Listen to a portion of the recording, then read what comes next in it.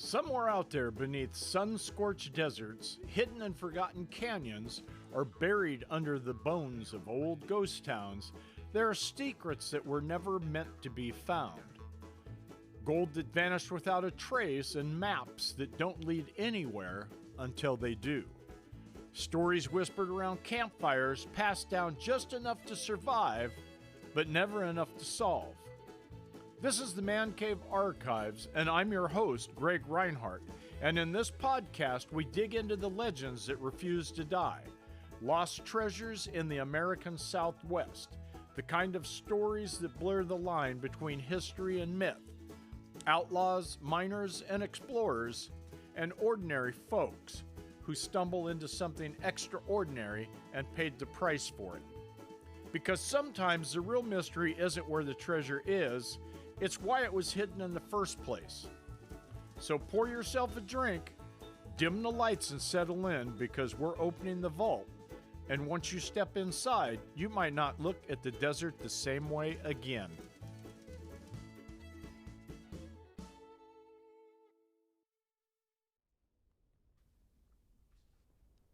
The Jesuits' Treasure of Hardyville.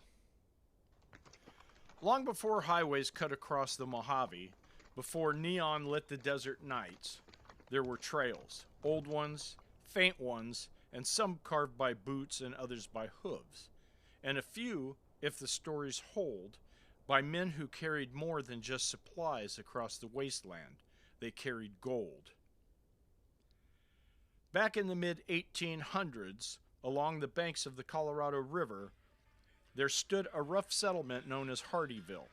It wasn't much, just a supply point, a crossing, and a lifeline for miners heading into Arizona's interior.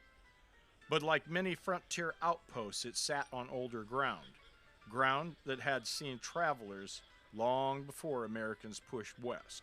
And among those early travelers, the stories speak of Jesuit priests. Now, the Jesuits weren't strangers to the frontier. For generations, they moved through the southwest and northern Mexico, mapping land, establishing missions, and according to legend, guarding something far more valuable than scripture: gold.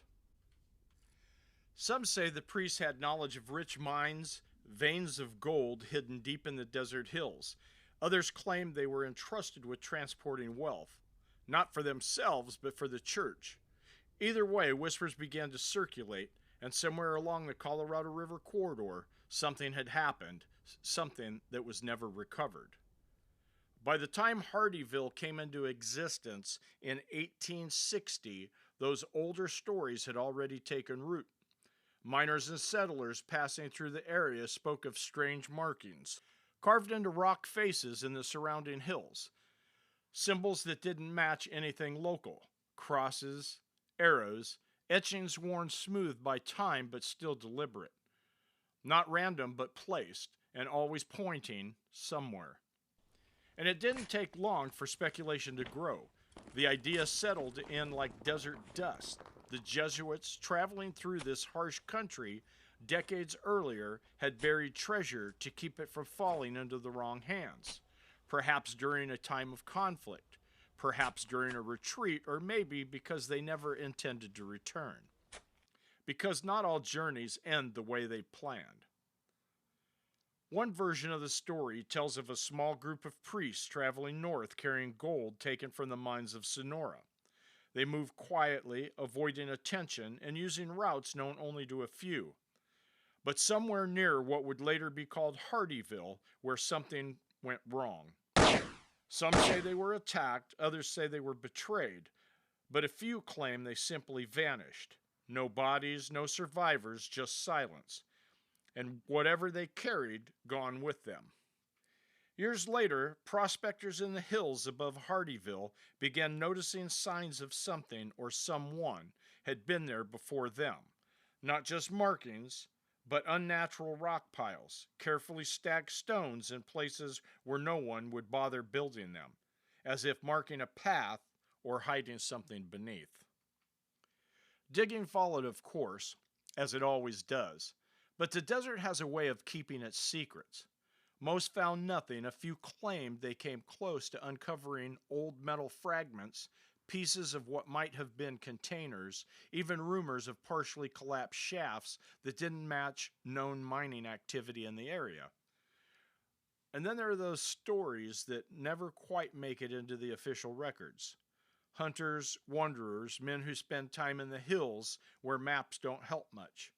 Stories of symbols etched into canyon walls that don't belong to any known survey. Stories of markers that seem to shift depending on how you approach them, visible at sunrise but gone by noon.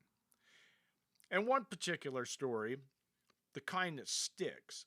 A man, not too many years back, claimed he had been out hunting in the hills near old Hardyville's site. Not looking for treasure, not chasing legend, just walking the land. And he found something. Carvings. Not fresh, not recent, but clear enough to recognize intent. A cross, set above a triangle, lines branching off in all directions. He said it didn't feel like graffiti. It didn't feel random. It felt placed and deliberate. Like someone had left it there with a purpose and expected someone else to understand it. He marked the location in his mind and planned to return. But when he did, he couldn't find it again. The same hills, same terrain, same everything, except the markings were gone, or hidden, or maybe never meant to be found twice. That's the way these stories tend to go.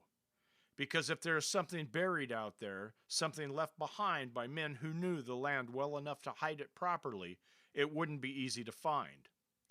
And it wouldn't be obvious, and it wouldn't give itself up without a fight. Hardyville itself is long gone, swallowed by time and shifting edge of the Colorado River.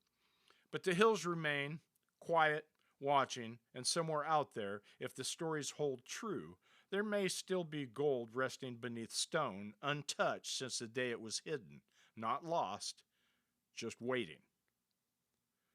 This is Man Cave Archives, and the past is never as far away as it seems, because out there, the truth is still waiting, hidden, untouched, and out there in the dark, some secrets don't stay buried. They just wait for the next person to come looking.